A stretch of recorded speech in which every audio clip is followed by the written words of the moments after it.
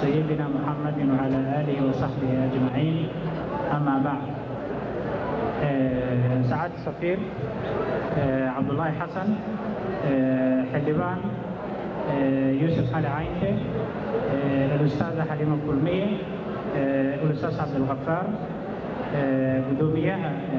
نادي أرضاي الصوماليات عبد القادر عبد الناصر، walaalkii cabdullaahi xaaji, marti sharafta iyo kasoo qaybgalayaasha dhammaanteen aad ayaad u mahadsantihiin. xaqiiqatan maanan jeclayn inaan ka daba maro professor yuusuf cali caynte xildhibaanka kelmadii sacaadda safiirna ay ku horeyday oo dabcan ka hadlayday xilliga gumaysiga iyo taariikhdu waxay ahayd isaga si fiican loogu sharxay. waxa waaqica ka jira maanta Soomaaliyana waxaan filayaa inuu si fiican uga hadlay Dr. Yusuf Ali Caynte saaxiibkay, laakiin waxaan jeclaan lahaa insha Allah inaan laba kelmo ku daro anaa waqtiga runtii aad u ilaalinaya iyo xilli dambe la joogo runtii waa la socotay xilligii Soomaaliya ay qaadatay gobonimada waxaa maanta laga joogaa 49 sano ayaa ka soo wareegatay xaqiiqatan gobolada koonfureed iyo gobolada waqooyi, inkastoo weli ay ku jiraan dabcan laba gobol oo Ogaadeniya iyo Soomaali galbeed ay ku hareen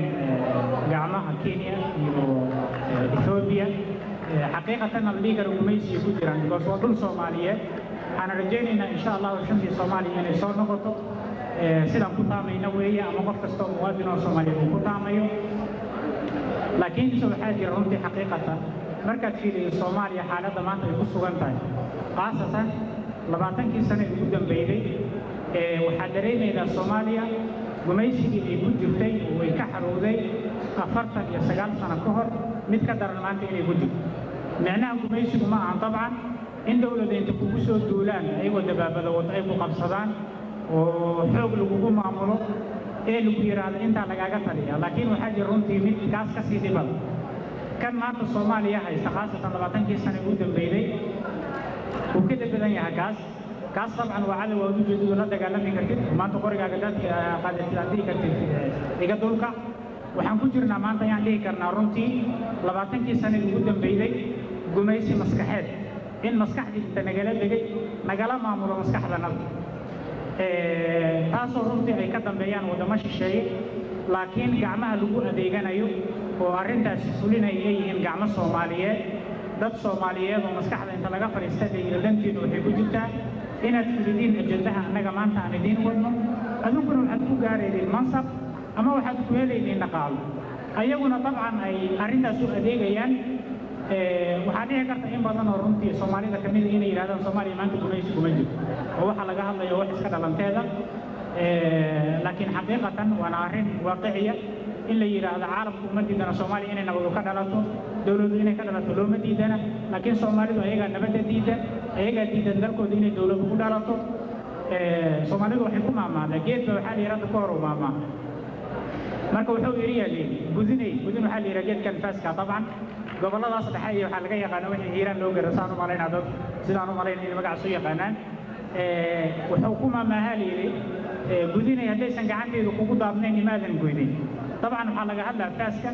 alwaaxa ku daaban faaskan isagoo dhiliq ama keligii hadaad qabatay maanta oo maagtigeedkan ku goo ma goy karo, laakiin haddii ay ku daaban tahay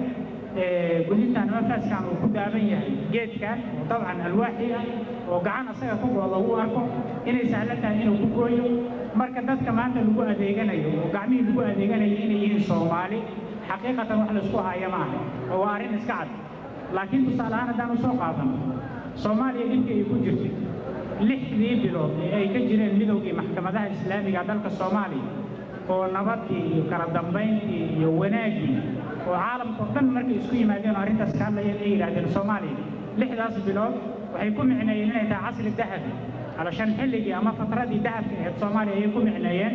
وهذا ويدين اللي قصوا دول المشرق يا مغرب أنت كده حيدا ونبدي إيه الثانية كانت ضمبين كلا قالت قالمي وجدوا ما عن مركز إن صوماليو كليه يسكت يدنتا أيام من أي نبضوا ذلك إذا كده لا تو لكن إن درش شيء ماشي كجيران وتصار الوقوف في الرمتي إن أي سلمان تي ديار وهين إن الصومالية دي أنت سبحان الله درا ولك عشري ما جيران داد ودنيين وما تدلكوا دي جعل ودم كمان تدلكوا دي هسه قناة أدي اللي يرون إن يلقوا الله حريص معنا إنت نذكر له وحضرين بقول كي بس كاش إن عندك كذا عني حدام تصالحان وسرق هذا صدقني طبعا كي بل يرى بها أسوأ أموركي أساسي لا صوت قال من جميسنا هير كان عند عالم كان بروح لبدنون جوجسو كارسية وحي هاي أن اللي يرو ده دود حيل السجاد طبعا لا صوت صار ما عند الصومالي مركز في الواقع كجرة دتك ده لا صوت حي ودتك الوش قيسناي ودتك دلكو دي بربوريناي ودتك مدافع الأمم دي فوق حيناي ودتك دتك أيام يدلك يقول الشيء عنه ودبويناي مركز رنتي وحدريني كرتادتك ودنيا يطيرة يدلجعيل كوجرنا بابيجي أنت سبحان الله سيدا ومد يوم الدلان نقول